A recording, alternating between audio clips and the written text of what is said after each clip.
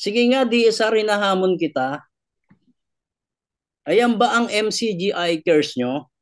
Hinahamon kita. Sana makarating sa'yo itong message na to. At least, kasi minessage kita sa Instagram, di ka naman kumibo. Sino ba naman si Monlaw para kay Buhay mo, di ba? Okay lang naman. Baka naman dito, at least, makarating sa'yo. Ito ba ang utos mo? Sige, play mo yan. Ano, yan yung anak ko. Yan yung pinalay. Sige, i-play mo pa. Ano, doon sa umpisa. Para makita nila yung anak ko. Yan, makisuyo lang, Brox, ha? Yan yung anak ko. Pinalayas mo yan. Daniel Rason. Yan yung pinalayas mo sa bahay. Nasaan pa isa kong anak? Gusto ko ipakita live eh. Kaya lang naliligo eh. Gusto ko ipakita sa yung bata. Sige, pwede po bang pakiulit? Tapos pakipost yung anak ko. Yan, pakipost nga. Yan Daniel Rason. May sinasabi kang vowsy. Ano yung sinasabi di kay ni, ano na, vowsy ba yun? Hindi ko alam tungkol sa vowsy na yan eh. Pero tungkol yata yan sa bata ba o ano? Sige nga, Daniel Rason, kasama yan sa pinalayas mo. Hindi lang naman ako pinalayas mo eh. Kung ako lang pinalayas mo, okay. Pero kasama ko dalawang anak ko. Pinalayas mo. Yan ba ang MCGR skills nyo? Sa mga tiktik sa YouTube. Or ako, tiktik na nagsasalita. Makinig kayo, kayong mga legit. Ha? Sa YouTube, sa Instagram, etc. Sa Instagram, sa ano ba tawag dito? TikTok. Hindi kayo mga tiktik, di ba? Ako yung tiktik, di ba? Ayan yung anak ko, pinalayas nyo. Ano? Tiktik kami? May tanong lang ako sa faith. Ha? Anong klaseng tao kayo? Tao? Ano? Tao ba kayo?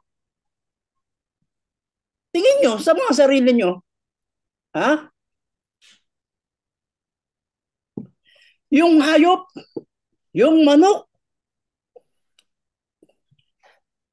yung sisiw niya, pag ginanti mo yung sasabungin ka nun eh. Sige nga, kayo lahat, may anak kayo. Kantiin yung anak nyo.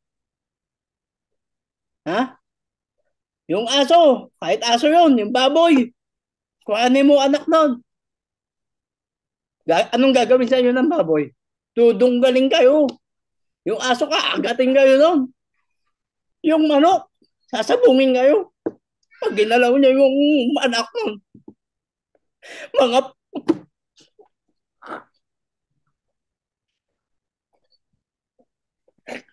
mampalataya ako dyan sa iglesia na yan.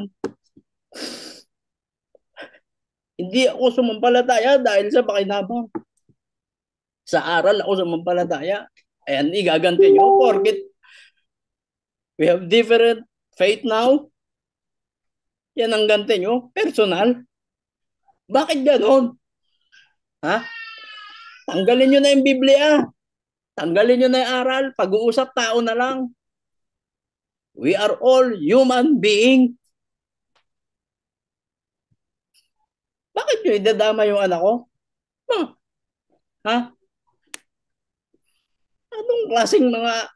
Tapos kayo legit? Kayo ang hindi kolorong, yung iba kolorong? Nasa na charity works yan? Yan ba ang MCGI cares nyo? Sige nga, sagutin mo, Daniel Rason. Aantayin ko ang sagot mo. Sumagot ka sa mga paksa mo. Sige, sagutin mo. Aantayin ko. Ano? Sagutin mo ngayon na yan ang MCGI cares nyo. Ako, yung demanda na yan, mahaba pa yung Brooks eh. Si Brad Willie nga, Santiago, yung pamilya niya, anong ginawa nyo? Mas malala ka niya, hiniwalay nyo anak niya, hindi niya nakita, ilang taon na. Ako, pinalayas nyo lang ako.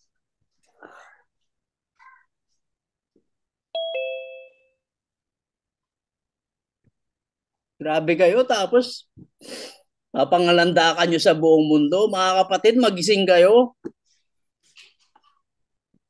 Paimbabaw lang yan. AVP na nakikita nyo. Kala nyo, napakabanal nyo. Hindi nyo alam ang galaw ng pamunuan nyo, mga kapatid, sa MCGI. Alam nyo ba ang mga galaw ng KNP? Ang instruction ni Daniel Rason? Sabi niya di ba, may ebidensya po ba tayo ng Brox? Sabi niya, wag niyong aanoy ng KNP. I take full responsibility. May ganun ba tayong reference? Ewan ko kung totoo yun.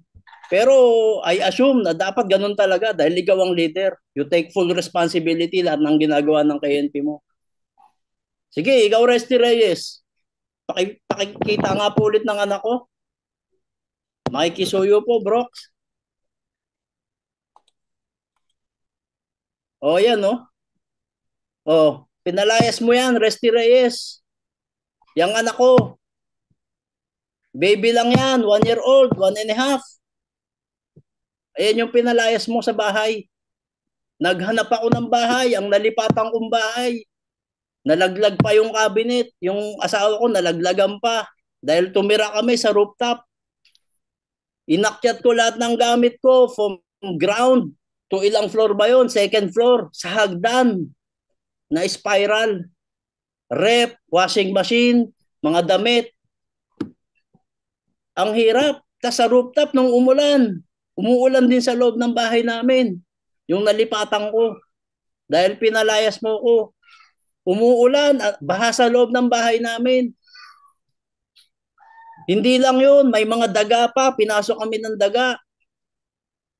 Yung lumipat ako, dahil nagmamadali akong lumipat. Resty Reyes, may puso ka ba? Daniel Rason, kayo ba yung mabuti? Ganyan ba ang puso nyo? Sagutin nyo ngayon yan. Hindi ko sagutin nyo to. Ngayon lumabas ako. Ngayon, gipitin nyo ako sa trabaho. Sige, ituloy nyo. Hinahamon ko kayo. Okay lang sa akin, makulong ako. May loan ako dito. Pag nawalan akong trabaho, kulong ako. Okay lang. Sige, go! Ito yung honor na gusto ko sa pagsasabi ng totoo. Ayoko nang magtago, kaya mukha ko, sige, sa mga naghahamon. Di ba sinabi mo, Daniel Rason, walang muka. Eto may muka, sagutin mo ngayon. Di ba? Sabi ng iba, magpatawad. Okay lang magpatawad kung personal. Kung ikaw, Daniel Rason, personal, nangutang ka sa akin, hindi mo nabayaran, okay lang naman eh. Pero as organization, as religious organization, magmumove ka ng ganito laban sa akin. Iba na yun. Hindi ko alam kung dapat patawarin yun. Patawarin ako ng Diyos. Pero nagpapatawad din naman ako.